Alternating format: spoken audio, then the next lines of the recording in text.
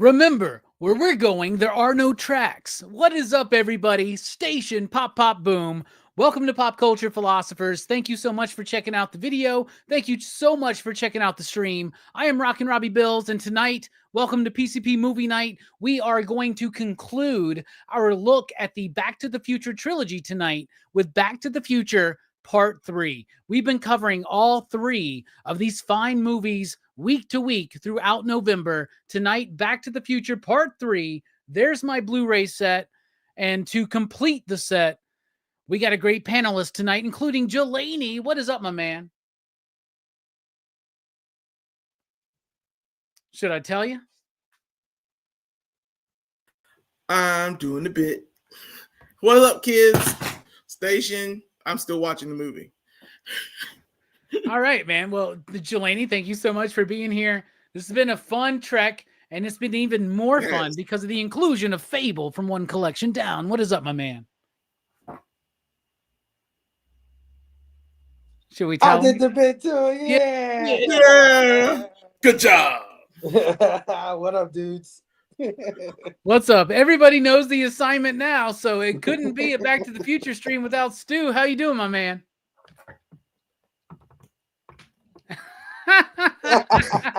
Station guys, how we doing? So good to be here with you. That's right. It's good to have you, right? And one of the most important things, and I told everybody this before we even started, I was like, don't pick a Back to the Future movie if you can't commit to all three, because I want the same panel for all three films, and we have gotten it, because you can't have a PCP movie night panel without our man, Bodacious Brooks. What's up, Brooks? What's up? You're supposed to be on mute right now, man. Huh? Always a trendsetter, bro. Always a trendsetter. Always going against the Every current. time. You know what I mean? He's like, I thought your bit was okay. Yeah. But what's better is if I don't do it. What's up, Brooks, man? Excited to have you here. Yeah, man. It's the grand finale.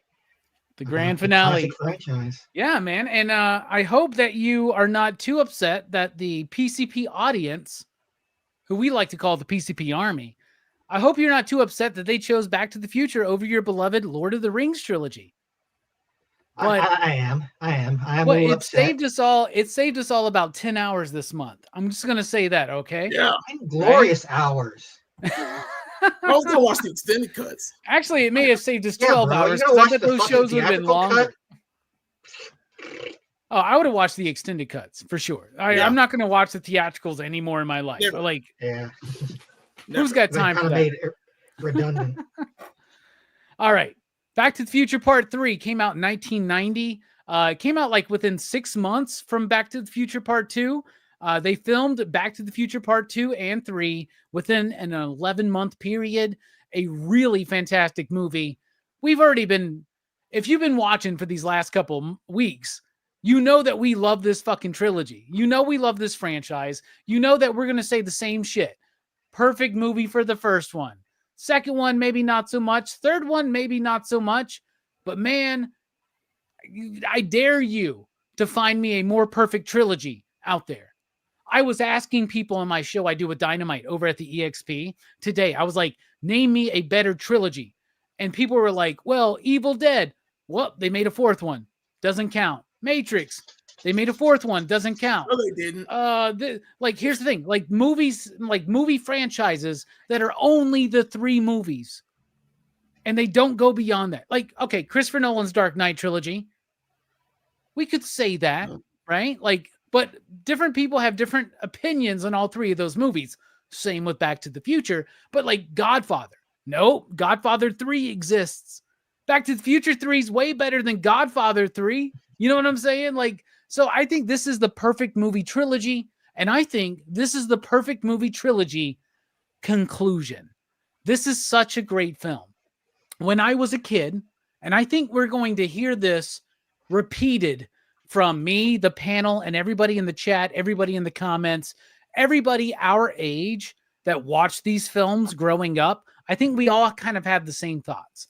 And that is, when I was a kid, I didn't like Back to the Future 3 so much, right? Because it was like a sappy love story. It had this stupid, like, it was all in the Old West. And when I was a kid, I wasn't really vibing on Westerns, all this kind of stuff, right? But when I grow up, as I'm growing up, the more and more I watch this movie, the more and more it becomes one of my favorites in the franchise. I love this film, right? We were talking about this.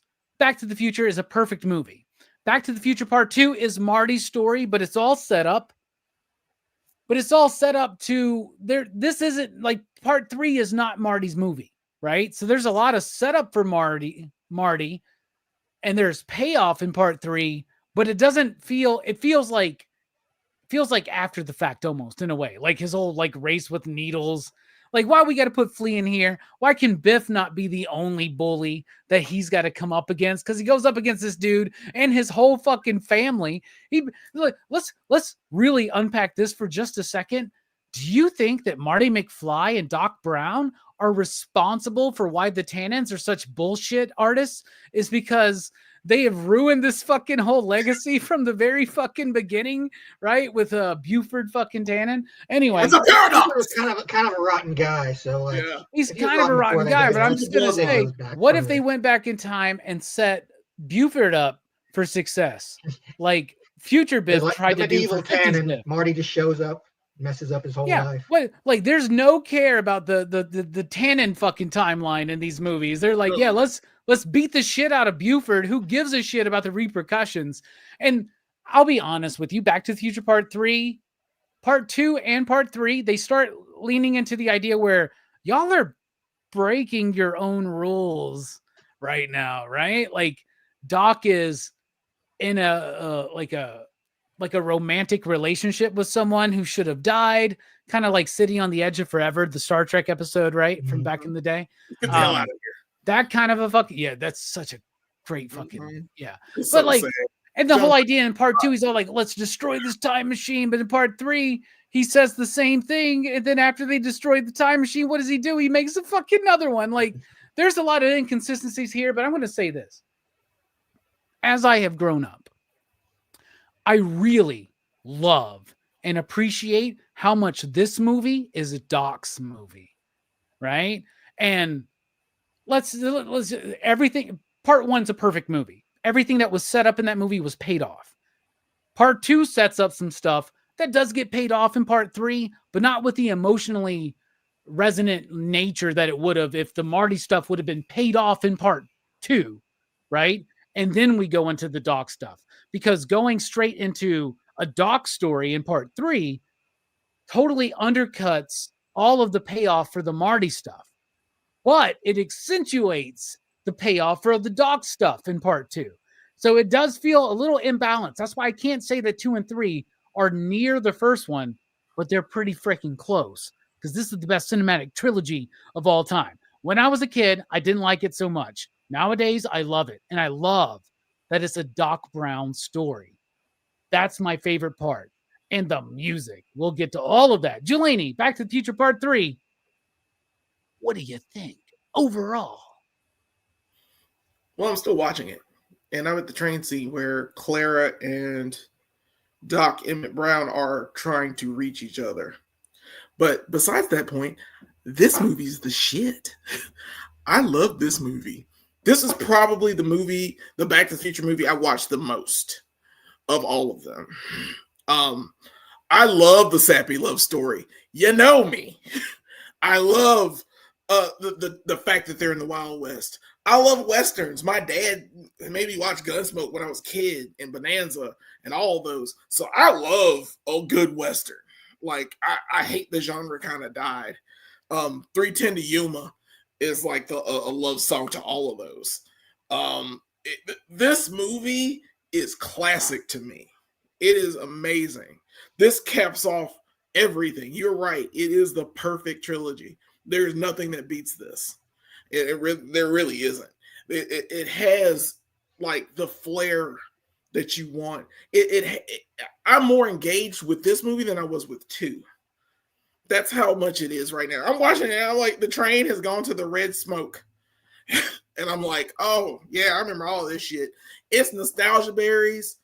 It's fantastic. The music is fantastic.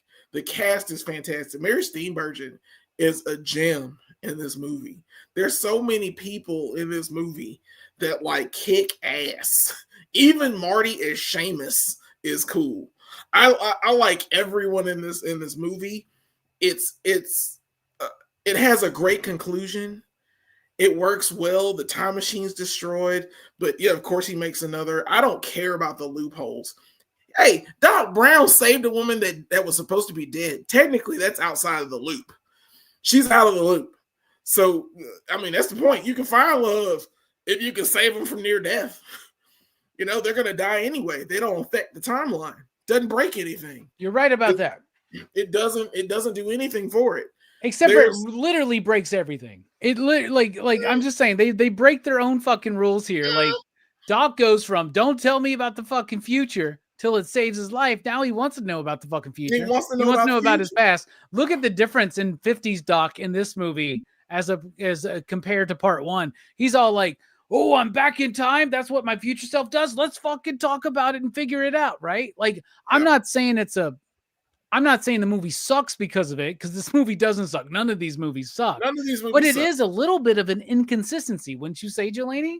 They're playing with their own rules a little bit at the loosely in part 2 and especially part 3. At the same time, it makes a conclusion.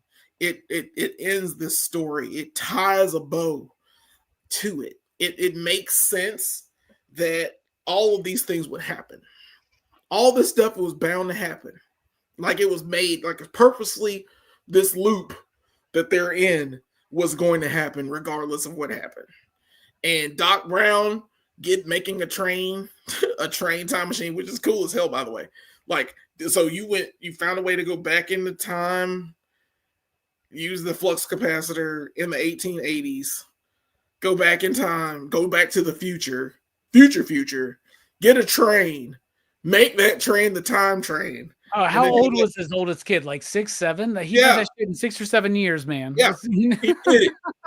So he knocked it out. And not only that, he found a better way to do it. That's awesome. And you get to watch that cool ass cartoon show with his family and all that shit. And I'm like, oh, I love it. Yeah, I love, man, dude. It's like Breaking Bad. I explained Breaking Bad. To me, Breaking Bad is the greatest television series ever made. There's nothing that beats it. It's a man that goes from being a high school teacher to a meth creator and a drug pen and a drug lord and comes through the roots. And it's sad to watch, but it's at the same time entertaining. But even at the end of it, when it's over, it gives you an epilogue. It's called El Camino. Watch El Camino after you watch Breaking Bad. It's a bow. It ties all the story together, and it's It's Pinkman's story. The guy he comes with. It's such a good thing. I don't know if you've watched Breaking Bad. If you haven't, please watch it. It's not lost. It won't piss you off. I love Back to the Future 3. Lost is trash. There's no reason to throw a Lost fucking slander in this. Fuck you. All right. You like Back to the Future Part 3? That's nice. That's nice, and that's lovely. What about you, Fable? What do you think about Back to the Future Part 3? Well, I gotta echo a lot of your thoughts on this one. When I was a kid, I'm a sci-fi kid, first and foremost. I love science fiction. And part of the draw to this franchise, it's the science fiction elements. So when part 2, when they went to the future, that drew me in immensely. I mean, I was already drawn in because I love part 1, but part 2 was just like, holy crap, man, this thing just got way better. And so when we get to part 3, and they only spend time in the West, and I'm not a big Western, history buff kind of guy. So when I was a kid, I was kind of bored by it. I didn't like the sappy love story. But then, like Robbie says, as I got older, I watched it more and more. And I'm like, no, I really like this. It really started to grow on me. And it kept growing on me and growing on me until the point where I'm like, this is pretty freaking good. This is awesome. And I also love it because it is Doc's story. And it does give Doc his due in a lot of ways because, he was broke, right? He sold his house. He was a fugitive in a lot of ways from part 1 where he had to steal the plutonium and everything. And Marty fixed 2 timelines of his. He fixed his present timeline and he fixed his future timeline. Yep. But what did Doc get? What did Doc get out of this? So this is the movie where Doc gets a happy ending for himself and one that I think he deserves. So, at first I didn't like this movie. I mean, I like this movie. Let me not say I didn't like it. I just didn't like it as much as the other 2. But now I love it just as much as the other 2. So, this is a great movie. I enjoyed it. Hell yeah. Hell yeah. Speaking of great and you enjoy it, Stu, you're great. I enjoy you. So why don't you tell us what you think about Back to the Future Part 3? Thanks, brother. Yeah, I'm in the same boat as you and Fable. This one was like always kind of like the odd man out for me. Like Volume 2 was definitely the one for me, and then 1. But this one was always like it was never really like I had rewatched 2 and 1 so many times. I don't know if I'd ever really rewatched 3 besides my original viewing or 2. Maybe catching it on cable on the reruns.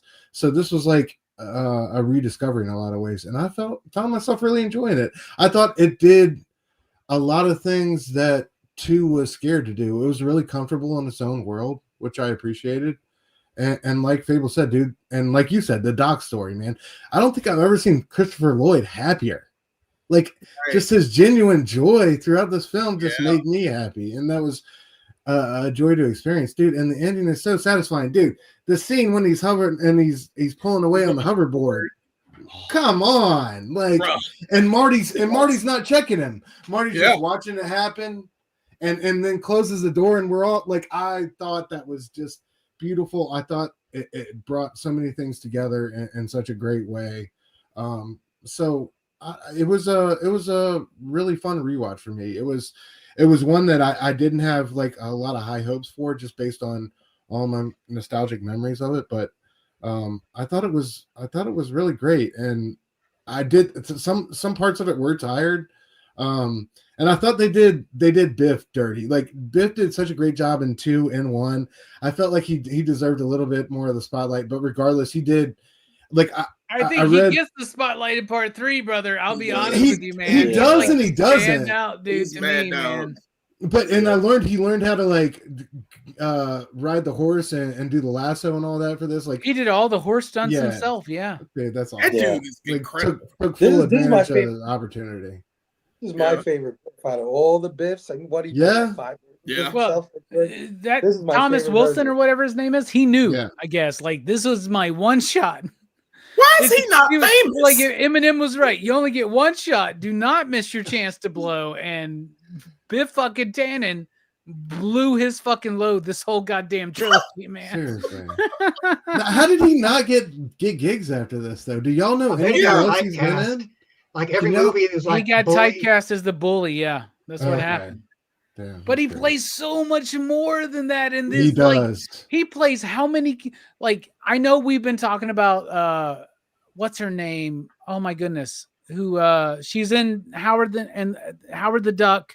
I keep forgetting her name. She's I the know you're mom in the Lorraine. first Oh, one. Leah Thompson. Leah Thompson. Leah Leah Thompson. Yeah. Leah Thompson plays Carolina like 4 in the city. characters in this whole franchise, Mhm. right? She does a great job.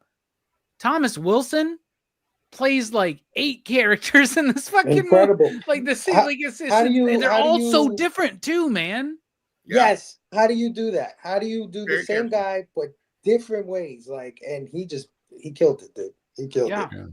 Kills it, man. Absolutely. But you know, I love him in this fucking movie, man. I hate manure. That's Yeah. like the best delivery of that. Yeah. Like, and I'm like, do they blend that shit with some grass? Is that weed in his mouth? What's going Yeah, on? right? there? They're like, I thought it's like, are those like Brussels sprouts? It looked awfully green. It did look Gross. awfully That green. was extra gross. Who knows, man? I'm sure they did their research. But speaking of manure mixed with some good weed, Brooks, that's a weird segue. What do you think about Back to the Future Part 3? Well, I like part 3, but like, it's the most okay out of the trilogy, I think. Like, you know, I wouldn't there are a lot of scenes I really like. You know, there are a lot of good, memorable scenes in it. But I think some of the connective material is a bit weaker than the first two. But you know, in a way, it kind of also feels like a retread of the first movie. With, you know, they're stuck in the past, and they have to find a way to get the time machine running to get back home and all that. So, like, I would have liked if they'd have been able to do a little more time travel like they did in 2. But I guess they really wanted to just tell a kind of a comedy Western, which it works too as that. Like, you know, it is a very fun movie and I do enjoy it a lot. But, you know, it's just a little bit less than the first 2. All right. Well, fair enough. You know, we've been talking about the cast in the movies, and they're pretty much the same cast in all 3 of the movies, aside from like, you know, like Crispin Glover and Eric Stoltz and shit like that, right? But this has got a great cast too. And in the first part, like when we did part 1, I was nice and I let y'all go first. Part 2, I had to go ahead and choose my own. Part 3, I'll be nice again. Jelani, why don't you kick us off? What's your favorite performance in the movie? Doc Brown, I'm taking it because it is his story. It's I don't know who said it, but he had genuine joy on his face. Was that you, Stu? Yeah. It was awesome. You're right. Yeah. He is purely the happiest he has ever been in all 3 of these movies. He's always, oh, Marty, great Scott, no. This time he's like focused. He's in love. He knows how to dance. He's like the re-upped ultimate version of himself in 1885. He's got that cool ass gun with the scope. He knows he's making a refrigerator. I mean, it's so many cool things that Doc Brown gets to do in this movie to make him shine. I'm a fan all the way. I love how he takes like bumps with him drinking the whiskey and falling. His pratfalls are amazing. He's an awesome character. He's been an awesome character throughout the trilogy. I don't know if I think I took him in 2 too. I don't care, man. But Doc Brown is awesome. I also want to give a shout out to Mary Steenburgen because I can't get this one scene out of my head when she's getting the train. Take 2 characters, Right, bro. you got to go first, and you're going to take her. Yeah. Not taking her. He's taking 2 of the major I'm not characters. taking her. Stu. You know what I'm I'm only saying? doing one part of what she is. He wasn't like, let me pick fucking Christopher Lloyd and this one random No. dude that was in this one scene. He's like, let me pick Christopher Lloyd and his love interest. I'm not taking her. I'm just taking one scene where she is getting, and it's minor, but I've thought about it for years, and I don't know why. It's the way she says something. She's like, she goes to the ticket guy, and he's like, are you getting it all the way or one way ticket? She's like, I want a one-way ticket. That one line bothers me for years. She said ticket, and she didn't say ticket. It bothers me. I don't know why. It still does to this day. Say ticket. Okay. And also the dude says furthest we go is San Francisco, and she was in a time travel movie called Time After Time that involved San Francisco. Speaking of San Francisco, Fable's not from San Francisco. He's from the opposite of San Francisco. So Fable, what about you? What's a performance you want to highlight? Man, I already said it, man. Buford Tannen, man. Oh, Jesus Christ, man. First of all, he's scary, right? Yeah. This is probably the scariest Biff of all the Biffs. He's a killer. Yeah, he's super scary in this movie. His Southern accent. I'm not a freaking expert on Southern accents, but I think he nailed a freaking Western Southern accent. Like, it's more of a Southwestern Texan thing, you know. It's not quite the Southern accent. But he nails it for me, dude. When he says dude, like I didn't even know they said dude back in those days. I love that, dude. I love it. I love when Marty goes up to him and he says something like blah blah blah, you jerk, and he's just like, he has no idea what those words mean, and he's like, some mighty strong words, Eastwood. No, forfeit. What's that mean? The argument he had with he can go freaking silly, like just funny as hell. Yeah. And then like the argument he has with Doc in the square where he's like, "You owe me money, blacksmith," and he's like, "Well, I shoot your thing." He's like, "No, you see, I was on a horse and the horse threw a shoe and it threw me off. And I broke a bottle of red eye, and you owe me 75 for the red eye." It's funny because it's like a parallel of him and George in the first movie, you know, where he wrecks his car and he comes back and is like whining about it. Tell me about the blind spot. You didn't tell me about that. Yeah. And then he flips the line. You know how he always say, "Make like a tree and get out of here," where he was like, "I'll hunt you down like a duck," or something. He didn't say dog. He said, "I'll hunt you down like a dog, Buford." Yeah. I mean, like you guys said, how is Tom Wilson not famous? I mean, Jesus Christ, the level of acting, right? Like to go from like all the different Biffs, man. The just amazing. I think he is the most, what do you call it? Like, I want to say eclectic, or I want to say like something where it's just so many different facets. Like a diverse actor. Very diverse, man. He can do it. He can do it all. He can do it all. So I think Thomas F. Wilson, he steals the show in this one for sure. Absolutely. Speaking of stealing the show, Stu, what about you? What do you think? What's a performance you want to highlight? All right, so I'm gonna go deep cut. When the scene when Buford Tannen rolls up to the saloon and he's calling Marty out, right? And there's those three old dudes at the poker table, right? They're all like legendary Western actors. The third voice in that, I looked it up, Pat Buttram. That guy's voice, Robin Hood.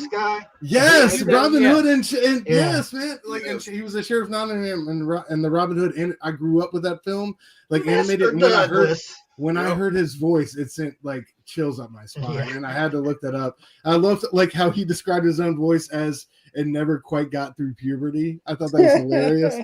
But he's like Peter Brady in that one episode all the time.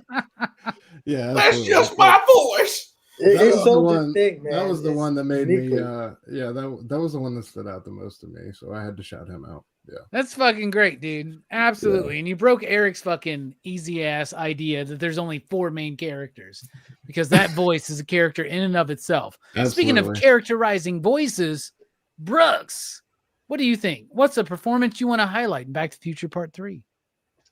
Well, I like the sheriff. He wasn't the sheriff; he was the deputy, right? The marshal, Strickland. Yeah, Strickland. Yeah. Strickland. You're stealing my motherfucking pick, man. Discipline. He'd be pretty obscure, but he's not in the movie a lot. But he is like, you know, he made an impression. I was like, I thought it was pretty cool because just the way he like dresses down Buford, like and didn't it turn out he's like I guess the ancestor of like the principal or something? Yeah. Yeah, for sure. Yeah. Yeah, he says that's the something whole like- point. Same Yeah. actor. Yeah. Yeah. It's the Didn't he have same the guy, long- bro. didn't he have Like, long did you- hair? Like, I think Stu was trying not to be too mean, but he was like, "It's the same actor. Same guy. Yeah. It's the same." Did you pick up on that, Brooks? It was the same guy. No, not until the line about Discipline. like discipline or whatever. You need some more discipline This when you one's watch fun. these movies, you fucking Really slacker. quick. I don't think Buford looks very much like Biff in this movie either. Really, to be honest, I don't know. The facial hair kind of throws me off. I guess. Brooks is just now finding out that Thomas fucking Wilson He's and today, fucking Theodore. Today. Wow. Good job. all right. Fuck. Where do I go then? Well, I Where will do we say go from I do here? major a little bit of a shout out to the Elizabeth Shue in the movie who just Yes. shows up waking up at the fucking porch. Like, Wow. and Doc's all like, she'll wake up on the porch. Are you sure? Dude, like the timeline didn't change that. Like, there's so many weird fucking things about this movie with the way it's dealing with time, the physics of time travel. Yeah. But you know what? Who gives a shit? It's a fantasy. So we're not picking it apart because of that. But it is dumb as fuck that she's on the same fucking, they changed the timeline, but she's on the same fucking swing on the same porch. Like, I'm just saying, man. I don't know, man. Maybe when Buford Tannen dies, nobody invents porch swings and porch swings don't exist. Is she just going to be ass out on the fucking floor? I don't fucking know. Anyway. I like how you're gonna go through the space-time continuum and land like right back on the railroad tracks. Like you're not gonna miss a beat, like not Right. even by an inch. You know what I mean? They've got to Yeah, fix dude, something. because obviously You the know, Earth does not actually move relative to space itself. Like we're gonna be Continental good. drift, We're gonna be good. all that stuff. Yeah, it's gonna be good. I remember one time a buddy of mine was like, I got this brilliant idea for a time travel story. Here's the thing. We always say, let's travel a year in the, like, let's say we're going to travel 6 months in the future, but you don't account for the movement of the Earth around the sun. So you have to calculate that as well because time, I'm like, that's great. But you know, the sun rotates also around the core of the galaxy and the galaxy rotates around the core. And then he was just like, what? And I'm like, if you really want to go open up that fucking, anyway, we're moving on. Michael J. Fox, I think, is great in this movie. I think he plays a great role. No, He's okay. not the main dude in this movie, but he plays the secondary role very well. He's back to more of the comedic timing, I think, that we had in the first one. And he also plays his like great grandfather pretty freaking well. When he's talking to the baby and he's giving him the hat and all that shit. So I think Michael J. Fox does pretty well. Style and structure. Dean Cundey, yet again. Cinematography looks great. The Western parts have that Western look. Everything's like this like sepia tone. It's like high yellows. The beautiful nature of some of the Sergio Leone stuff you see in this movie, right? And Dean's able, like, I love that Dean Cundey was able to take each era of time and change the cinematography to be appropriate for that. I think this movie, it has the longest running time of all three of them, but I think it's very tight paced. It doesn't lull. It doesn't drag. It's pretty much a go on through. If there is a draggy moment, it might be towards the end in the third act where we get rid of Buford. Now there's really, honestly, narratively speaking, not such a drive to get this train going at a certain time, right? So they kind of fluff it up a little bit there, but the movie itself is great. The style of it, the way it looks, the special effects are amazing. The structure of the movie is good. I love how it mirrors elements of part one, while at the same time paying off things from part two. So it's a really interesting trilogy where things are set up in part one that are paid off in part one, part two, and part three. Things that are set up in part two are paid off in part one and part three and not so much part two, but things set up in part one and part 2 and part 3 are all paid off in part 3. It's a really great concluding chapter of this trilogy. And I think the effects look amazing. What about you, Jelani? What do you think about the style and structure? Back to the Future, part 3. I love the style of this movie. It looks fantastic. That's whatever that tone is. Hey, use it all day. I love how the DeLorean changes through each movie. You know, one, it's a regular DeLorean that's souped up to be a time machine. The second movie, it flies. It does its thing. It does what it needs to do. The third one, it's on a train track. And it's running, and they're pushing it powered by a train. Each way has been 88 miles per hour or Mr. Fusion. And it's so cool to watch. I like that the white wall tires too. Yeah, the white wall tires is awesome too. Yeah, it's pretty cool.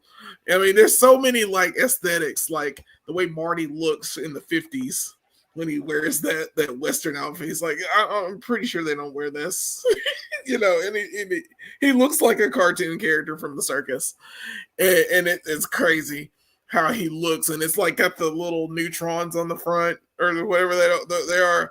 Man, I love that. Every minute of him wearing that, I was like, yeah. And then the Nikes, that was just so cool. He was like stepping in the cow manure or the horse manure that was on the road. I love the aesthetics of it. I love the Wild West. I love all that junk. I know how to ride horses. I know how to do all that stuff. It's kind of ingrained in me in some parts. I wish I could do it now. Like I've always wanted like a cool ranch, you know, just a ranch to hang out on and actually do work on. But Brooks does it. I'm pretty sure that's cool, isn't it, Brooks? It sucks. Okay, well, I wouldn't recommend it. Jelani, you can ride. Y'all can both ride horses, though. That's badass. I can ride horses. I can't ride. Oh yeah. Yeah, but I can. It's been a while, but I learned to ride way back, but I forgot. Yeah, I got pictures of me on a horse. It's just been a long time since I've done it, but I can. It's fun. But there's so many things that I love to look at this film. This is the best looking of the three to me. I'm sorry. I'm still like in awe because, like I said, I watched this one the most when I was a kid. I saw all three in the theater, but this is the one I enjoyed probably the most out of, I wouldn't say all three because Back to the Future is just damn near perfect. But I enjoy this film. Yeah, all the payoff that's in 2 is in 3. They could have just made this one long movie, but we're not at that age yet to where they just this would have been the 4-hour-long movie. And then it would be a whole different conversation. It'd be like, why the fuck is Back to the Future Part 2 like fucking 3 hours long? Right. There's no reason. Split it up into 2 movies. Right. It's so obvious. Right. And we do it. But we waited for these movies. They said they would come back to back, and they did. And like it was worth the wait for all 3, and 3 is no exception. It's a great conclusion. It's shot beautifully. It looks fantastic. I love the clock, how the clock tower works. I love the photo they take in front of the clock. It's all of that stuff, man. It's so awesome. I love this movie, man. Yeah, great movie. I love this movie. Oh yeah, one more thing. I love how they still use that. Like they're superimposing people into the shot, so you have Seamus. Yeah, the motion control and shit. Yeah, yeah, I love that. I don't know, it's you still can tell. It still looks weird because they're not in the same frame, and I'm like, it's weird. It's off-putting, but at the same time, like it still works. Speaking of that off-putting motion control, sometimes you can notice this with Fable, where he'll just be like this all of a sudden. Right? Like, I don't know. Like, it's the whole iPad thing or whatever. But Fable, what do you think about the style and structure of the film? I like the style of this film a lot.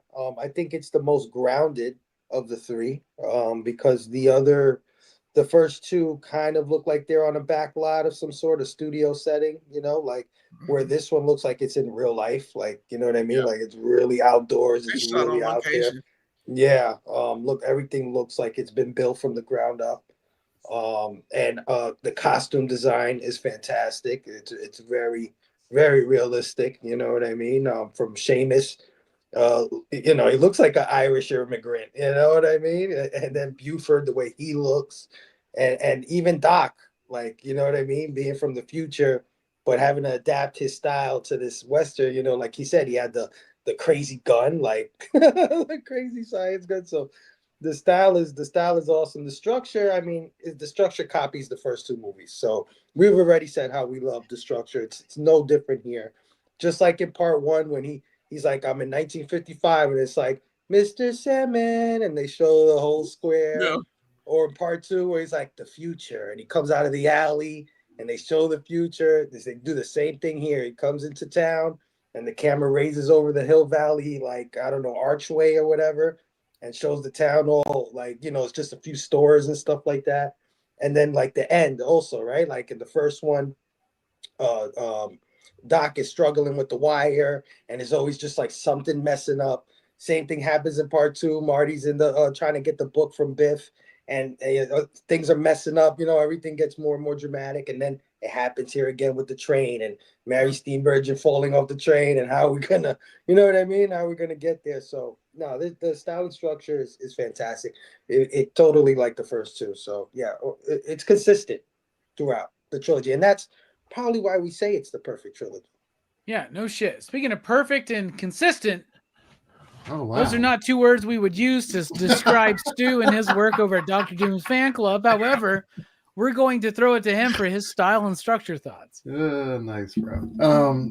Yeah, you guys have already said so many things I agree with. I like what Fable said. It was grounded. I thought that was what I loved most about it. It was confident in itself in a way that part two wasn't. Like, I love when part two went to those futuristic alternate reality type worlds and stayed in those, and I wish we lived in those a little bit longer. So I love the way this kind of embraced the Western genre, and like there were so many great shots, dude. That shot with Mary Steenburgen on the train platform and the train pulling in was just great. There were so many like classic Western shots throughout this one, and homages I thought that were really great and paid off. And there was a little bit of, I feel like a little bit of the dance with like elements of part two, but I would have liked to have seen more of that, like i.e. with the hoverboard and things like that. But at the end of the day, I thought it was cool, the confidence it had and the story it was telling, particularly with like Doc Brown. I thought that was like, as we always said, like the first two are really Marty centric, and this one it was nice to kind of step outside of that bubble and have a different story told. So yeah, it worked for me at the end of the day. I thought, particularly with the ending, man, I thought they really pulled all the strings together nicely. So success for me. Absolutely. Speaking of success, this is not typically the word we use to associate with Brooks, but Brooks, why don't you tell us what you think about the style and structure of the film? Well, it's definitely a Back to the Future movie, and as far as like trilogies go, like, I think Back to the Future is probably one of the easiest ones to like watch in a day. Like, I think it would be pretty easy to like watch 1, 2, and 3 within a single day with like maybe a couple of snack breaks in between. Because, like, they don't feel like they drag long, which is not a thing I could say about the Lord of the Rings trilogy. That one's a bit trickier because of just how long they are. Excursion. Yeah, it feels like it takes a lot out of you watching like 3 hours of Lord of the Rings. Like, you feel like you need a little time. But I could see, like, watching all 3 of these in a day, like marathoning them. And like, they're all just, they almost feel like the same movie in a way, just cut into parts. So like, it's kind of appropriate that they call it, Back to the Future Part 2 and Part 3, because it does very much feel like, a very cohesive narrative. And like, I like that, I kind of do like that they retread the first movie a little bit and kind of like a commentary on like, the circular nature of time, how things tend to like kind of come back to the way they were in the beginning. So yeah, like poetry. Yeah. Like poetry or clock. Like clockwork, right? The hands go around and then they go back to the 12 and it's like, what the fuck? It was only 12 hours ago. No shit. All right. Well, by the way, this all takes place in a day. technically it's just one day that all 3 movies happen. So that's still cool as shit to me. Time Like is it's like one day for Marty. Is that what you're saying? Yeah, that actually kind of makes sense. yeah, it's. I think it's more than that though, because he's in the past for a few days. He's in the present for it's more than a day. From him leaving 85. Yeah, 85. 85. Yeah. It's so one when day. he comes back is what you're saying. And technically it's like a few hours because like he just left. But for him it's like 2 weeks. It's been like weeks. Yeah, it's like a school vacation, right? Yeah. All right, let's talk about the music in the film. The only thing really to say about the music is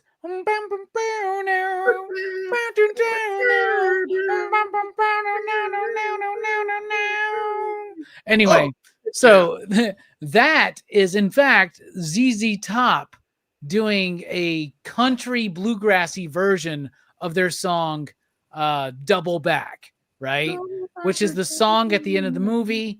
It's not Huey Lewis in the News. That song is not. It does not have the power of Love or even Back in Time. It's an okay song. There's better ZZ Top songs like Tush, Sharp Dressed Man. Tush is my number 1, by the way. LaGrange.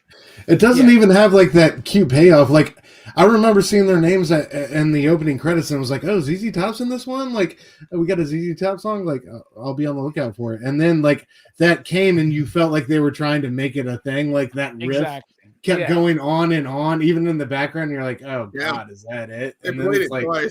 But when it really does work is when they do the bluegrassy version of it, the dun, dun, dun, and that's ZZ Top there, like on stage, like playing it or whatever. Better than that the whole actual like song. I can listen to that shit on a 10-hour fucking loop, dude. I'm not even kidding. I'll just be at work like happily plucking away. I'll just be fuck yeah. But here's the thing. Alan Silvestri. I don't believe you. I do not believe you. You can listen to the bluegrass on a I love it, dude. dude. Put that in. I need a live stream. I need a live stream. Fucking test me, motherfucker. What do you want to bet? What do you want to put on it, man? What do you want to put on it? I'll put $100 down that you can't do 10 hours of that on a live stream straight. Oh, first of all, you mean live streaming? Like, hold on a second. I mean, how else are we gonna fact check you? He'll do it not to lose the money, Stu. Don't do it. I tell you this, I guarantee you, I will live stream an entire 8-hour shift of me at work. I'll have a live stream and I'll just have that playing in the fucking office, and it won't bother me at all because you'll just see me like this. I'll give you $100 if you can do that. Dun, dun, dun. Well, you better pay up right now, you fucking chucklehead motherfucker. Oh, brother, for art though. There's so many ways. So anyway, 2 weeks ago, first movie, Alan Silvestri, Genius. 1 week ago, Alan Silvestri, easiest paycheck of his life. He does nothing new. And I even said, I feel like I remember him doing more in part 3. Maybe that's where he put his efforts. Part 3 score is amazing. It's up there with the first one. It uses those same themes, but there's different motifs thrown in, including the Western trope. So many, excuse me. So many of those same themes are being played with that Western motif that make it work so like differently and even better in some parts. And then you got the ZZ Top bit, the dun dun dun dun. I fucking love that shit. I don't give a fuck what you think, Stu. That shit is awesome. That shit's awesome. And Alan Silvestri is actually doing new things. He's keeping what needs to stand true for a Back to the Future score, but he's doing it in a way that really fits with the Old West. It almost makes you really wish that in part 2 we did some of that with like maybe I would have loved to see what Alan Silvestri in 1989 thought future movie music would sound like. You know what I'm saying? Like that'd have been cool, but it felt like he was really gearing up for part 3. The music in this movie is fucking amazing. You have the typical Back to the Future march, right? But you have that dun dun dun ba-dum ba-dum ba-da-dum. You have it with that like adventurous Old West kind of flair to it. What about you, Jelani? What do you think about the music in this film? Yeah, everything you said. I mean, Double Back isn't terrible. I don't double back again. That I mean, it's not awful. Like I don't hate it. It's just it's there. But I could do that all day too. Man, that shit is awesome. You know what? Bluegrass is better than jazz. Wow. I keep doing deep cuts. And, God, I forgot about this. I forgot we were gonna go back. We really don't need to do this right now, though. It's okay, man. I love you, bro, but jazz sucks. It's okay. Bluegrass is better than jazz. Yeah. In fact, cat music is better than jazz. I don't know how to say that any more than that, but it is what it is, my friend. It is what it is. Yeah, I enjoy it. I love the fact that, like I said, going back to Doc Brown dancing to it. Oh my gosh, and him being on time. That whole scene like gets me. Dog. I hate that they like repeat it the second time, but no, I don't. That's a lie. It's fantastic. Both times it's reprised in the same scene. They're like when Strickland tells everybody to start or do this again. I'm like, yeah, yes, sir. I get it. It's worth it. He's worth it. This music's worth it. Alan Silvestri, yeah, he did up the ante. It's better than Two's. It's definitely better than Two's music. Yeah. It's on par with the first movie in ways, in different ways. And I do like that Western motif. I already told you I love Westerns. It's absolutely fantastic. You love Westerns and romantic stories. So that's right. I mean, this is like everything for you, bro. This is selling. Then probably this probably stemmed from this movie. Maybe I don't know. I have no idea. But I love me a love story, man. So in the first movie we got Huey Lewis in the News doing the big theme, and this one we got ZZ Top. Do you not feel like we missed the opportunity to have Devo do the theme for part 2? Yeah, right. That would have been great, right? Future music. We needed futuristic music. I'm going back. Yeah, the future. Yeah, we needed something, and it didn't give. 2 didn't give you any soundtrack. I mean, not soundtrack, but it didn't give. Yeah, didn't give you a soundtrack. Yeah, nothing to move. All they had was "Beat It," man, and "Beat It" wasn't enough because it wasn't original. Right. Speaking of beating it and original, Fable is beating it and he's original. So why don't you tell us, Fable, what you think about the music in the film? Yeah, I gotta agree. It's the same. It's the same soundtrack, but just he added a lot more elements for this movie that accentuate the Western, setting of it. It's an adventure. Yeah, it's the same thing, but just a little remixed, I would say. Definitely what was missing from part 2 for sure. I gotta agree, the ZZ Top song sucks ass. I mean, it's not Back in Time. When the movie ends, I want to hear Back in Time. I hear the ZZ Top song like, oh, this is garbage. But I did like. But don't you want to hear the square dance version of it, man? I was just about to say that the square dance version is absolutely better. I love when they freaking spin their banjo or whatever the hell they're playing. And they look like they're from that era too. So they did. I think that was the thought process. It's like, oh, we got a movie set in 1885. What band can we get that most let's get the dudes with beards. Yeah. It is crazy that in 1989, 1990, they're like, let's get a really hot fucking artist to do the music, right? In 85, they were like, Huey Lewis. We're literally talking about right before Huey Lewis really broke out, right? Like he was popular, that band was popular, Huey Lewis in the News, but they hadn't super broken out yet, right? This movie kind of helped, like Back to the Future kind of helped them break out, right? With Power of Love, right? Mm-hmm. And in part 3, they're like, ZZ Top. What the fuck? That makes no sense. It almost feels like they should have picked New Edition or Milli Vanilli, right? But that would have been a whole different soundtrack. Well, they're from Texas.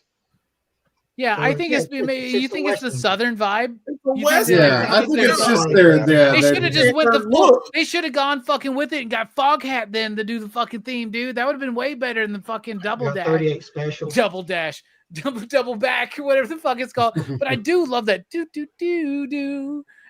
Like I tell you what, Stu, I don't give a fuck what you're saying. It's been established that you love it. If De La Soul did a fucking 12-minute version of that fucking sample on repeat, fucking spitting over it, you would love it. So fuck off. Goddamn right. Speaking of It's which, De what La do you think about the Soul. Like, music what in is the that? film? They wouldn't have sampled it, okay? That First of all, sample's the let's get word, that out. yeah. Oh, can I just I love the flute theme. I've always loved the flute theme. You know, it's the theme that they play where he wakes up from his dream, where he thinks he's dreaming, and you know, like they play that scene like 1,000 times, where he's like, "Mom, I had this nightmare," and it's like Leah Thompson. 1885. I just love the flute theme. The in the beginning of this movie, 47th floor. Yeah. But yeah. Sorry. All right, Stu, your raggedy ass. What do you think about the Yes, music? word to plug one. I would love some De La Soul over that fucking dude. That would be ZZ dope, man. Top. I'll be honest, man.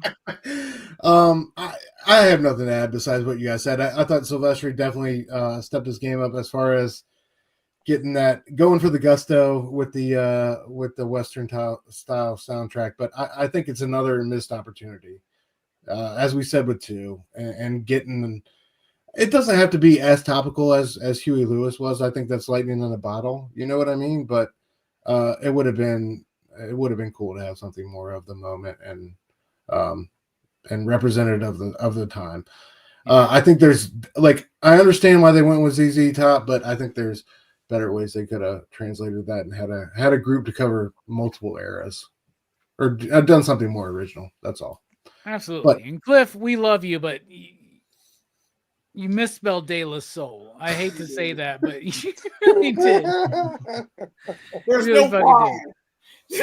Speaking of spelling bee non-champions, Brooks, what about you? What do you think about the music in the film? Well, it was fine. It's pretty much the same as in the other movies, but it's got a little bit of Western twang to it, which, you know, makes sense. Yeah, I think, the soundtracks in these movies is just, like the rest of the movie, everything else, it feels consistent. The sameness is kind of works in the movie's favor or in the soundtrack's favor, I think, at least in this case. Because the first, if they had the first movie had that soundtrack and the second movie had the soundtrack sounds about the same, and all of a sudden in the third movie the soundtrack is completely fucking different, you'd be like, what the fuck?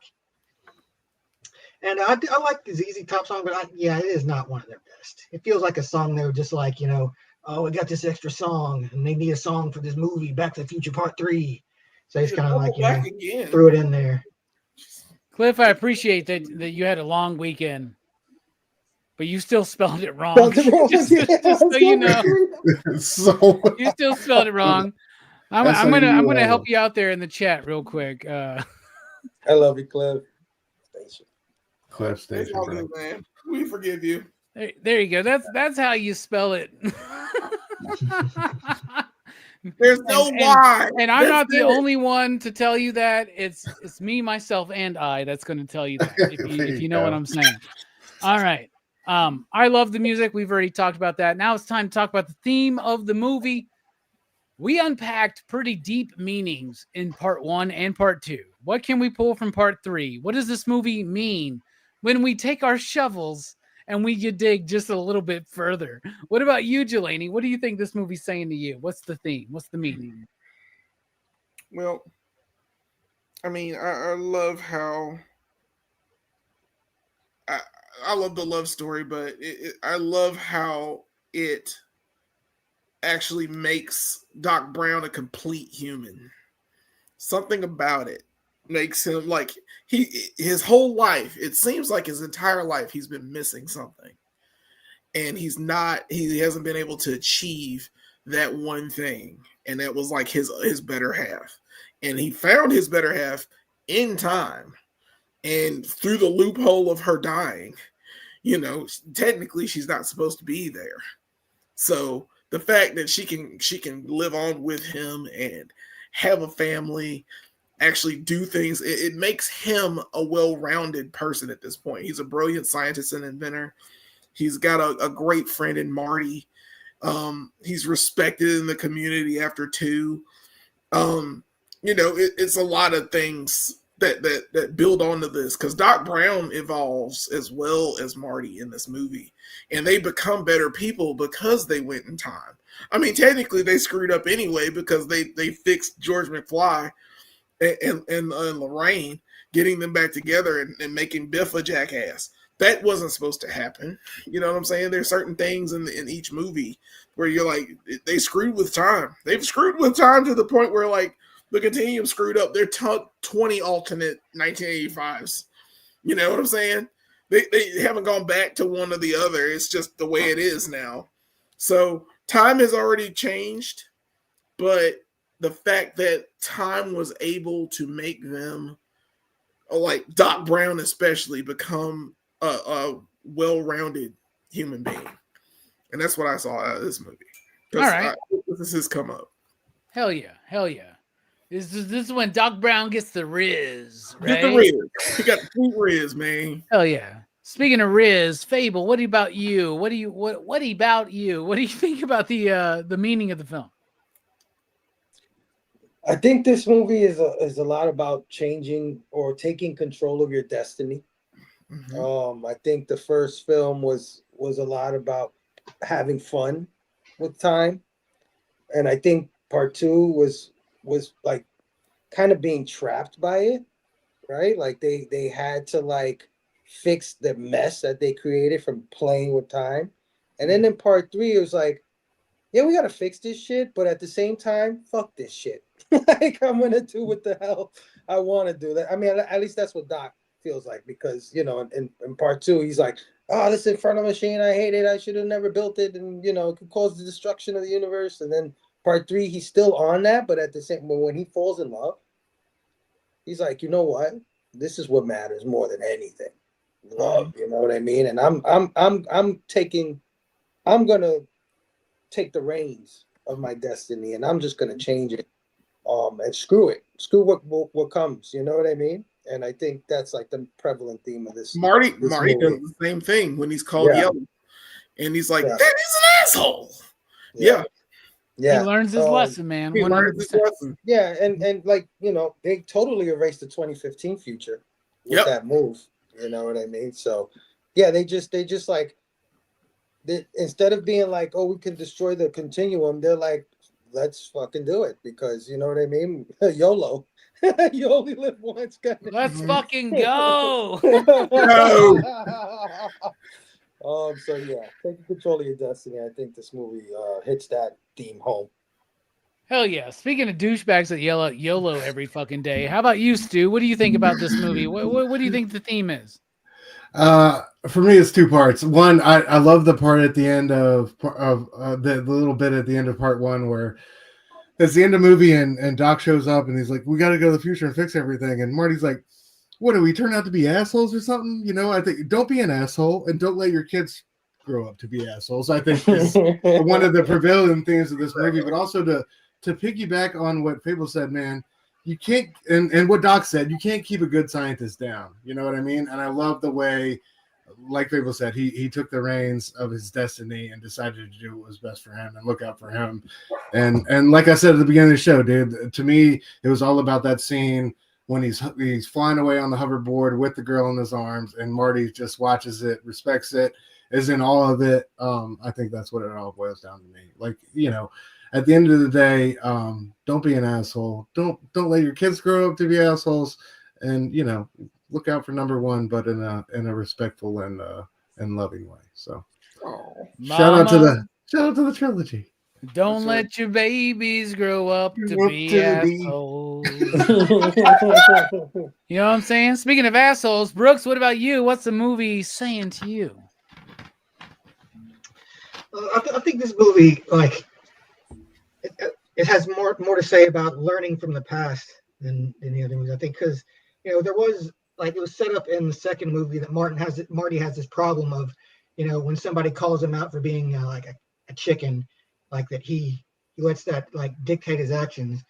But like, you know, by going into the past and meeting his like ancestor, who's like, despite being Irish, is a much more chill guy than Marty apparently, like teaches him like, you know, hey man, like, you know, this whole business of like, you know, worrying about people thinking you're a coward, like that's not gonna like help you, you know, that's no way to live, you know, letting people like, you know, push you this way and that way. And it's like, you know, there's a lot to learn from history in the past, I think. But the further away you get from it, like the less I think valuable that knowledge becomes, because we tend to paint the past in a different kind of light, like either idealize it or see it as barbaric or whatever. But like in a lot of time travel movies, there's a theme of no matter how far back you go in the past, like human beings may look different, they may talk different, and they may dress different, but they will always act pretty much the same in most respects. And and that's why I think it's important to just learn from the past, but don't try to idealize it, I guess, because that's the best way to learn is to is to dig for the truth instead of trying to just see what you want to see out of it. Yeah. Well, speaking of digging for the truth, you all have sprung up some surprising nuggets tonight. So all I'll do is kind of tack on to that. And I'll go back to, what did I say about the first one? The first one to me was about how not only is it your responsibility to yourself to live the life and make the decisions that lead to the life you want to live. Not only is that a responsibility to yourself, it's a responsibility to the community, because your actions of self-actualizing will actually cause a reverberating effect to elevate the rest of society, right? Then in part 2, I mentioned how part 2 was like a warning of what happens when we don't do that, right? Or when we try to take the easy way to self-actualization, grabbing the sports almanac to make quick riches instead of growing from an early age to be smart and frugal and intelligent with what we do in our decisions, right? It's the same thing. It's our responsibility to be the best version of ourselves for ourselves and for our community. But what part 3 adds is this: be damned what you think is supposed to happen. You come from a blue-collar family. Doesn't mean shit. You can be a Nobel-winning scientist, physicist, coming from a blue-collar family. Coming from a white-collar family doesn't mean that you can't go out there and bust ass and be the best fucking railroad builder out there that exists, or whatever the fuck it is, right? It doesn't matter. It means this: we need to self-actualize for our benefit and for the benefit of our community. And if we don't do that, we're going to wind up in the heinous situations proposed by Back to the Future Part 2. But what Part 3 helps us remember is it doesn't matter if that's something that our family, our friends, our school, our authority figures, our governments, our society, it doesn't matter if even it's something that you don't think you're able to do. Fuck what has been written. We write our own futures. And it all sums up to this: we write our own future. It is our responsibility to write the best future for ourselves that will then reverberate into the best future for our community, our society. Does that make sense? Sure. Yeah, just leave it at that. And that's something that Doc realizes in this movie. That's why I kept talking about all the rules getting subverted in this film. It's because they get subverted for a good reason, right? Because expectation does not expectation, others and yourselves, expectation of yourself does not equalize the true purpose of yourself. Yeah. If that makes sense. It's like right? Marty finally becomes secure in himself in that saloon scene. You know what I mean? He's like, he finally gets over the being called chicken and yellow belly and like, what am I worried about, man? Like, what am I really doing out here? Like, finally turns that page. Yeah. And Doc and it saves him from fucking up his future too. Yeah. Yeah. Doc stops being scared of destroying the timeline. It's like, screw it, you know, it is what it is. We're gonna, you know, we're on this adventure. Let's see it through. Yep. Fuck the timeline. Be the best you can be, because the best you can be will help elevate the society. I think De La Soul would have thrown that into their part 3 fucking song. Anyway, Be the best. Be the best. I don't know. it's just you, yourself, and you. So anyway, time to rate the film. Out of 5 possible you digs, you out there in the chat, I see you. What do you rate Back to the Future Part 3? Me, I'll say this. It's not a perfect film. It's not Part 1. But it is better than Part 2. A little bit. But all 3 of them are perfect movies, or near perfect. So I will give this a 4.69, like I gave Back to the Future Part 2. The differences, of my opinion, are so minuscule. They're all 5s, but I'm just trying to make a point that the first one's such a perfect film, and 2 and 3 are almost as good, but damn, they're good. So 4.69 for me. What about you, Jelani? What do you think? I love this movie. I really do. It doesn't have the best things in it. Like it has its flaws. But I mean, I'm putting it on the same damn pedestal as the first Back to the Future. It's a great conclusion. It's got a great cast. The music is fine. It's serviceable. It's memorable. Other than 2, I love the train scene. It's still one of my favorite scenes in cinema, to be honest. I love the billowing stacks when each one had a different color of the heat intensity. I love that crap. I don't know why. Dude, like great. Like when it went over off the bridge and crashed, that was great. Like that was awesome. The explosion. Yeah, even though the explosion was kind of weird because it was an extra explosion. I was like, dang, they exploded. Yeah, it was. It got super crazy. Yeah. Yeah. So, I mean, there's so many things I love about this movie. And one way ticket still bothers me. So I'm going to put it on the same pedestal as I did Back to the Future. I'm going to give it a 5.69. It's nostalgia berries, baby. It is what it is. It's utterly fantastic. It's not 2. 2 is a 5. 2 is a 5 for me. But this is better than 2. And it's on the same level for me. It's a good beginning. It's a good end. The middle is kind of shaky for me.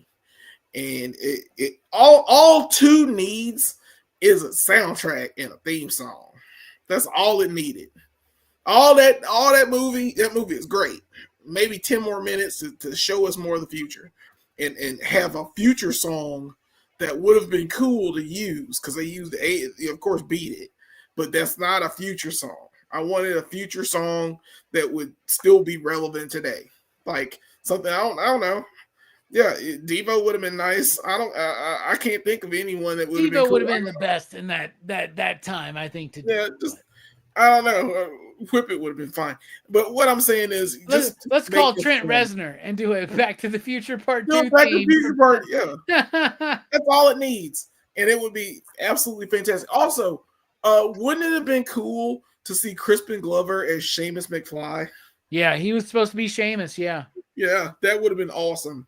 And dude, seeing his weird ass fucking Irish accent would have been worth the price of admission alone. Oh my god, that would have been so great. I'd have paid money.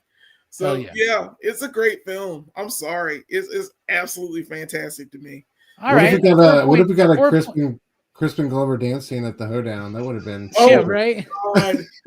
He's doing his fucking Friday 13th Part 4.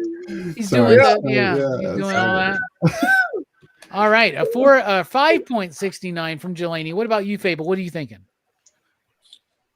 I agree with Robbie in the sense that Part 1 is the perfect movie. It actually doesn't need sequels. Doesn't need it. Right? These 2 movies kind of need each other in order to work in a lot of ways.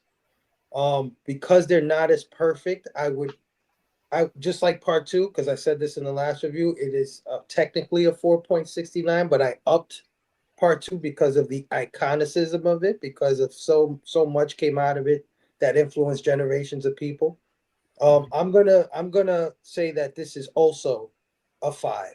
And I'm gonna say that because it puts the bow on the story. It wraps it up beautifully. This tale of time travel, and it also shows this love between this kid and this wild crazy ass scientist, that they're both willing to go through so much just to help each other. Doc is willing to do whatever it takes to get Marty back to 1985, and Marty's willing to do whatever it takes to save Doc from 1885. You know what I mean? Their bond, their relationship is so beautiful. And one of the things that I absolutely love that we don't talk about is when that fucking future train comes in. That shit wowed the shit out of me when I was a kid. When that train came, I said, "What? That shit looks like a freaking '66 Batmobile as a train." Yeah. Man, that thing is freaking awesome. And seeing Doc have children and all of that, it was just a beautiful end to a grand tale. So because I think this is a 5 trilogy, all 3 of these movies are 5s to me. All right, a 5 from Fable. What about you, Stu?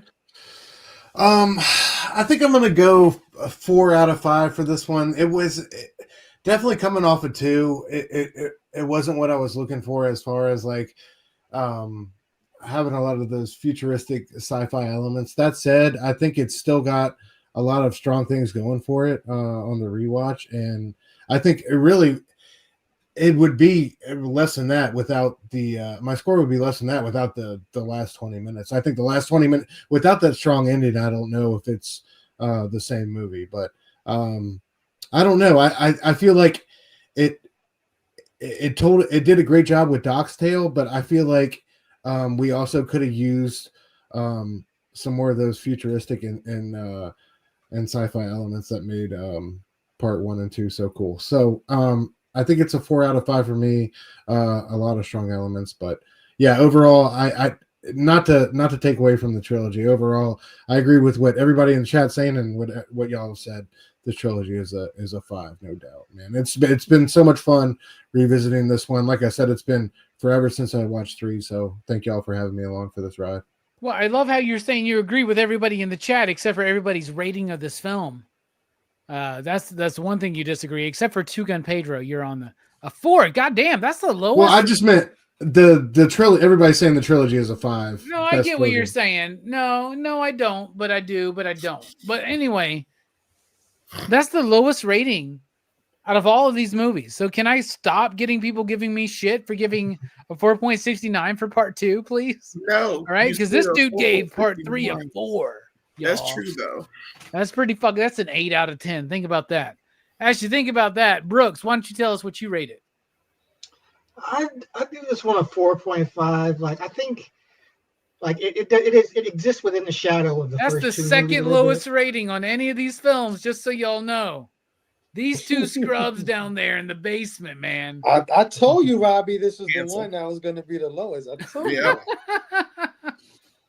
Yeah, but I mean, it's still a fun movie. Like, it is great for what it is. Like, but it does, like, at least for me, like, it is kind of colored by. I have to compare it to the first 2 parts. I'd say it's a little less enjoyable for me than the first 2. Still, though, like, a great movie. And if you're gonna watch the first 2, like, you might as well watch the third one as well. So, like, it's an integral piece of the puzzle. So, and and they really stuck the landing, which is not always an easy thing to do, especially with like these kind of blockbuster movies. Yep. So I gotta give them kudos for that. All right, interesting conversation. So we had a 4.69 from me, a 5.69 from Jelani, 5 from Fable, 4 from fucking Stu, and a 4.5 from Brooks. Jeez. That's a PCP average. 4.7769. So definitely the lowest rated of the trilogy from us. It seems like if there's an official PCP rating of the Back to the Future trilogy, we go 1, 2, 3. Sounds right. It sounds like that's what we do. Yeah. That sounds right. Amen. Though 3 of us think the third one's better than the second one. Right?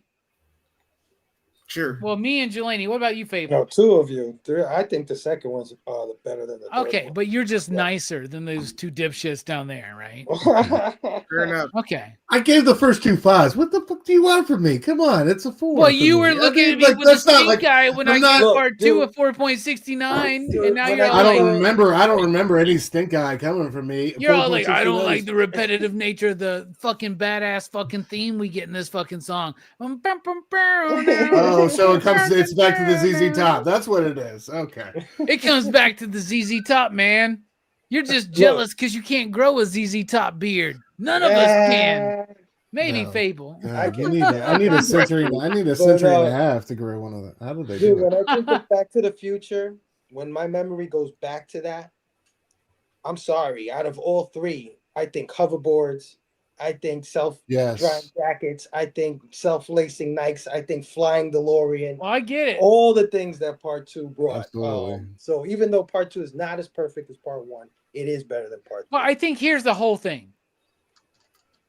We all think that the trilogy is probably a 5, right? If we had to like be as a trilogy, I would give it a 5. What about you, Jelani? Yeah, absolute 5, man. Fable? Across the board.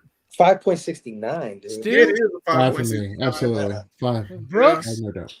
I give it a 5. I'm surprised Brooks didn't go. I'd go a 4.5 for the whole trilogy. Well, mathematically, since the last movie was a 4.5. No, but it's like Back to the Future is amazing. That's why it took us so long to do this, because you didn't need us to tell you that Back to the Future was great. The only reason why you're watching this right now is because you want us to tell you that Back to the Future is as good as you think it is. And we'll tell you this real quick. You're right, Yes, you are. but it might be a whole different thing next week. So now we're diving into December. We're going into Van Damme December here on PCP Movie Night. And next week, we are talking about the winner of the PCP Army Van Damme Movie Poll 2024. Next week here on PCP Movie Night, Double Impact, starring Jean-Claude Van Damme and also starring Jean-Claude Van Damme. Double Impact next week. You can also catch me on Blood Splatter Chatter on Friday at 6:30 p.m. Central Time for a Smile and Smile 2 double feature review, and then on a special night on Thanksgiving weekend. Best Comics of the Month, the monthly comic book review, is going to be Saturday at 6 p.m. Central Time with me, Nick, Greg, and Eric. It's going to be fun. It's going to be baller. But don't forget about Double Impact. That's your homework. That's your Thanksgiving movie, y'all. Think about that. Jelani, thank you for being here. Happy Thanksgiving. Final thoughts. What you got coming up? Happy Thanksgiving, dude. Yeah. So glad to be a part of this trilogy, first of all. So glad to be with you fellers for 3 weeks talking about them and how awesome they have been. It's just I want like Doc Brown to meet Doctor Who, like Tenet, probably.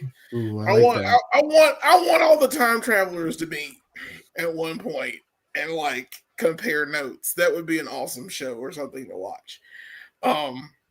It would be stunning. But going back to this, great to be with you guys to talk about it. Of course, Brooks and I do this show called Go Figure Reviews. We review toys. We do a lot of toys. This time we did Damien Holstrom and Marvel's Lilith from Strange Tales. And I love it. No, I don't. I've got words actually for Hasbro about this shit. We're going to talk about that in a video. Check it out. And also this week, this Wednesday, we are doing a surprise Thanksgiving show and tell. Brooks didn't even know about this. Manny did this for us, and Manny had our old pictures, so he just superimposed this on there. Brooks looks different. I look kind of the same. And we're going to talk about figures and stuff. So we're going to have people on it. We're going to show our top 5 figures we're thankful for. You know, the ones that like either got us to collect or the ones that got us to like, you know, enjoy what we enjoy, which is toys. You guys do comics, we do toys. So if you want to join us, come join us at 8:00 p.m. Central Time, and we'll talk about some toys. All right, Fable, thank you so much for being here. Final thoughts? Yeah, same thing here, bro. Thank you for including me in this trilogy review, man. It's been a lot of fun. This is a franchise that should never, and I mean never, ever be remade. Do not even play yourself, Hollywood, and try to do this movie again, for sure. And if you want to see a lesser version of the motion camera stuff, go see Double Impact. Fantastic movie. Hell yeah, man. It's going to be exciting. It's the one the PCP Army picked, so it must be great. I haven't seen it. It's twice the Van Damme. Yeah. 2 Van Dams. No, I love Double Impact, dude. Maybe I'm this just one joshing, man. will finally crack 1 billion views on Maybe. YouTube. Van Damme seems to do it. But yeah, The power of Van Damme compels you. check me out this Wednesday, man. And this is why I told you to share the damn freaking thumbnail. This Wednesday on Ink and Insights, man. There we go. Hey. Hey-o. I'm gonna be joining E and Stu on their You had show. to think about man. y'all's names. He didn't even remember y'all. Think about that. Yeah, yeah. Well, the first thing I wanted to say was Nick, and I don't know why. I don't know why. Nick but yeah, and E on Ink and Insights. Go fuck yourself, Robbie. Damn. Damn. I had He's finally part of the clique, I feel like. I love it. I had to read a shit ton of comics in order to that's show, right. man. So I actually want to thank these guys because otherwise I wouldn't have read all the new stuff that's been out lately. So these guys kind of forced me to do that, and I'm happy that I did. I found a lot of titles that actually like I'm really digging Ultimate Spider-Man on this read. So yeah, can't wait to hang out with these guys and talk about it. And of course, this Friday at 9 p.m. Eastern, man, the return of the all new, all different Blame Fable show, man, with all these fine gentlemen that you see on the thumbnail here, man. Can't wait to hang out with these guys. It's been a while. Not a lot of news this week, guys. I'm like scraping the bottom of the barrel. Robbie, I might need your help. It's because it's Thanksgiving week, brother. Yeah. Okay. Yeah, man. Either way, we somehow, some way, we could talk about one thing and it turns into a 2-hour show. So I have no doubt we're gonna have fun. Come hang out with us if you're not doing that on Friday night, 9 p.m. Eastern. Blame Fable. I love everybody, by the way. Go check out fucking Ink and Insights. Go check out Fable. His all new, all different fucking Blame Fable fucking hashtag show. All that's fine. I want to point out that he's all like, this is very light news, Robbie. I might have to talk about you. Who's not on this thumbnail? Who's not on this thumbnail? No. Wow. Okay. Just gonna say, like, gonna break the kayfabe real quick. Just say who's not on that thumbnail. Let's go to how many times I've ever invited you, and you're like, "Oh no, I'm going out over here," and I'm going Really? How many times? Really? If anybody has an open invite to this show, I mean, come on. There's a Pop Culture Philosophers logo on the damn freaking thumbnail. That's all I gotta say. You wonder if somebody else would, show up to, things that we do. Did they ask you, Jelani? Did they ask you, Brooks, to show up for the Blame Fable show? Don't try to Hey, hold on. No, that's a word not. We're not going to do that. We're not going to do that. Like that. No, don't put me in that same thing at all. Thank you. No, thank you. Yeah. I'm just teasing. Yeah. I'm just teasing. Where am I? Brooks, what about you, man? Final thoughts on the Back to the Future trilogy or anything like that? Just one line. I hate manure. You hate Never have I manure, and I related hate more it when to they ain't canon been than shaved, that man. Same energy. All right, y'all. You got a lot of shit to do this week. You got to watch Double Impact to be ready for PCP Movie Night next week. You got to get ready for Smile and Smile 2 on Blood Splatter Chatter on Friday night, 6:30 p.m. Central Time. Saturday night, 6 p.m. Central Time, the best comics of the month. Me, Nick, Greg, and Eric. It's going to be great. Go Figure Reviews. Wednesday's doing their Thanksgiving bullshit. They also got this Strange Tales bullshit because Jelani's already told you he doesn't like these figures. Then you get Fables bullshit. Plain bullshit on Friday night, 8 p.m. Central, 9 Eastern, I guess. That's fine. Wednesday as well as Ink and Insights with bullshit ass artist Fable. That's fine. Such a petty hater. Yeah. Thank you, bro. And he's a pants bringing up motherfucker. So, hold on a second. Open invitation so I can just crash in on Friday if I want because I'm already doing a show on Friday, man. Of course. I know. I see. You see what I'm saying? That's what I'm saying. Yeah, I agreed to that I yesterday. got a schedule. I got to be on all these Verno channels. sent me a message, and I looked at my girlfriend. She was right there next to me. I looked at her. And notice who's on your shows and notice how you're not on other shows. That's all I got to say. There we go. What the fuck does that mean? There we go. You're on my fucking show. I know. So why you're not on mine? What's going on here? Because someone didn't ask. I send you a list of 12 movies every 3 fucking months. Fuck off, Fable. I don't know what the fuck is wrong with you. Jesus Christ. All right, anyway. so basically I'm sending out the link. There we go. You're going to have a Comic Journey stream? You're just going to put the link out there? No. This is going to be FOC and chill? No. Anybody that wants to show up. Nothing wrong with those channels, but they suck. Anyway, moving on. So... Look at Speaking of sucking, next week we're talking about Double Impact. Y'all picked it. Y'all picked it. All right. Love you guys. Everybody go check out everybody's show. We're the shit. Cliff, we love you as well, but you can't spell De La Soul. Station chat. All right. It's all right. Yeah. It's not a tortilla. It's not a tortilla chip. It's not a tortilla chip. Yeah, it's not a new salsa, chip. bro. All right, we're dipping out. And for my final fucking thought, is there a quote from Back to the Future that works, y'all? Y'all, what do you think? Brooks, final thought. What do you got? What do you got, Brooks? I already used mine. I didn't have a backup. All right, Stu, you're go. No. I don't know. I don't have shit. I got one. Yeah. All right, Fable's got one. Fable's got one for us. What is it? Why don't you all make like a tree and get out of here? There you go. Station. I'll beat you like a duck, right? Right? That's good. Stu, can you just say once again, I don't know what to do? No, that's Griff energy, bro.